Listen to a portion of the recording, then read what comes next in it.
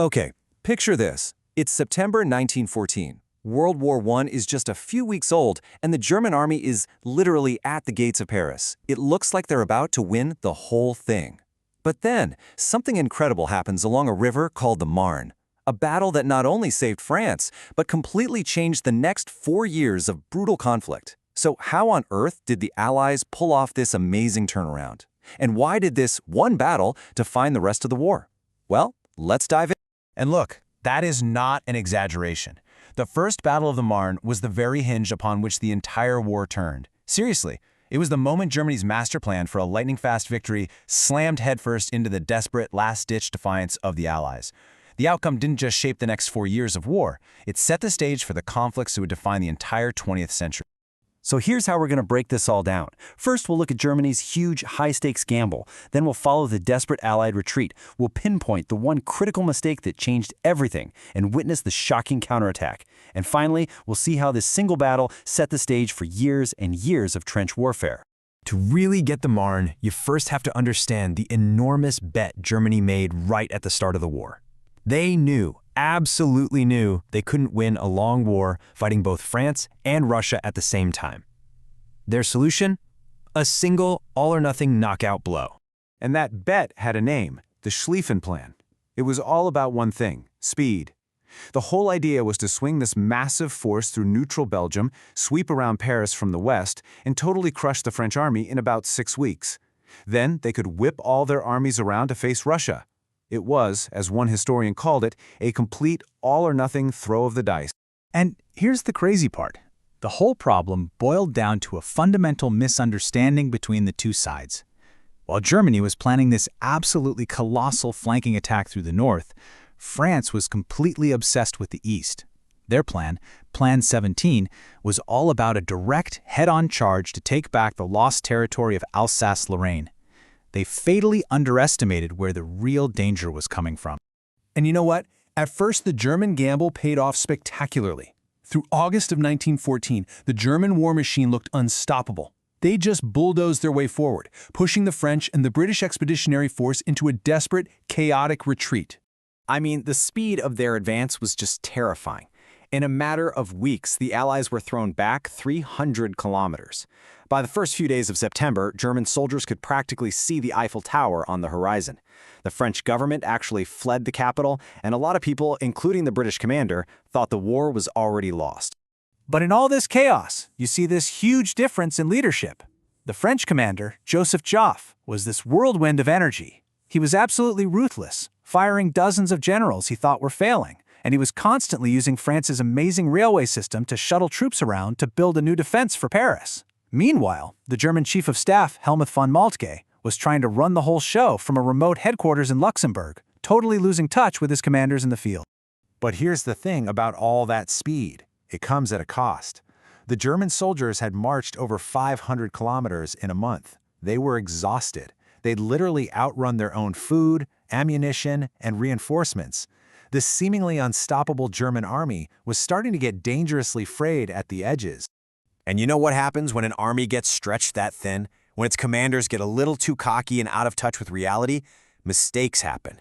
And in this case, it was a single catastrophic mistake that unraveled Germany's entire plan. So what was it? With Paris right there for the taking, what could possibly go wrong? Well, the answer lies with the commander of the lead German army, a general named Alexander von Kluck. So here's what happened. Instead of sticking to the plan, that big, sweeping hook to the west of Paris, von Kluck got greedy. He thought the French army was totally broken, so he turned his entire army inwards to the southeast of Paris, trying to land the final killing blow on the retreating French forces. And in making that one turn, von Kluck did something he didn't realize. He exposed the entire right flank of his army to Paris. This single decision ripped open a massive 50-kilometer gap between his First Army and the German Second Army next to him, a gap that the Allies were just about to spot. And that was the opening the Allies had been desperately praying for. This was the moment the long retreat finally ended, and the so-called miracle on the Marne began. And the Allied response came together with breathtaking speed. First, a French pilot flying a reconnaissance mission spots von Kluck's turn and the huge gap it created. Joffre immediately seizes the moment, cancels the retreat, and orders a full-scale counterattack. The newly formed French Sixth Army slams right into von Kluck's exposed side, while the British and the French Fifth Army drive straight into that 50-kilometer hole. But getting the British to join the fight wasn't a sure thing. Their commander, Sir John French, was really shaken by the early losses and was actually planning to keep retreating. It took this incredibly dramatic personal appeal from Joffre, who reportedly banged on the table and invoked the honor of England, to finally convince him to turn his army around and attack.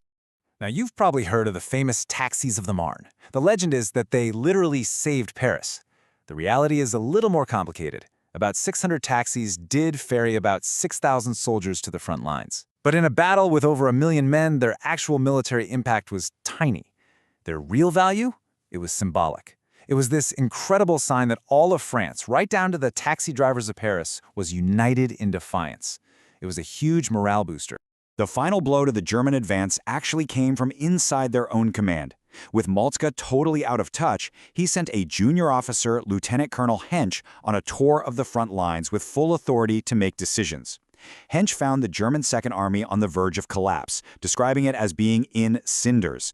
Terrified that they were about to be surrounded, he used his authority to order a general retreat. The Great German Offensive was officially over. So the Germans didn't just stop. They were falling back. But the war wasn't won, not even close. Instead, it was about to morph into something that no one had ever imagined. The German armies pulled back about 65 kilometers to the high ground north of the Aisne River. And there, for the first time on a massive scale, they stopped, and they began to dig trenches. This is the moment the Western Front was born. And this so-called miracle came at a cost that it's almost impossible to wrap your head around. The Allies suffered over 260,000 casualties, and the Germans lost nearly 300,000. In just 1 week of fighting, the total for both sides was over 500,000 men. It was a level of slaughter that was a dark preview of the brutal years to come. And this brings us to this legendary quote, reportedly from a totally devastated Malte, to the German Kaiser. Now, he didn't mean that Germany was already defeated. He meant that their only plan for winning a quick war had failed. They were now trapped in the exact, long, two-front war the entire Schlieffen Plan was designed to avoid. So, at the end of the day, the Marne wasn't a decisive war-winning victory in the traditional sense. It was a decisive failure for Germany's plan. It killed the war of movement and kicked off what became known as the race to the sea, where both sides just frantically tried to get around each other's flank, creating that long, bloody stalemate of the Western Front. And this failure would haunt German military thinking for decades, creating an obsession with avoiding long wars that would directly lead to their high-risk blitzkrieg strategy in the next World War.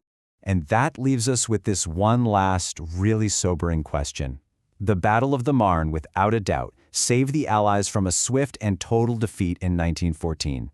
But in doing so, did it just lock them and the entire world into 4 more years of unimaginable industrial slaughter? It's the tragic paradox at the heart of one of history's most important battles.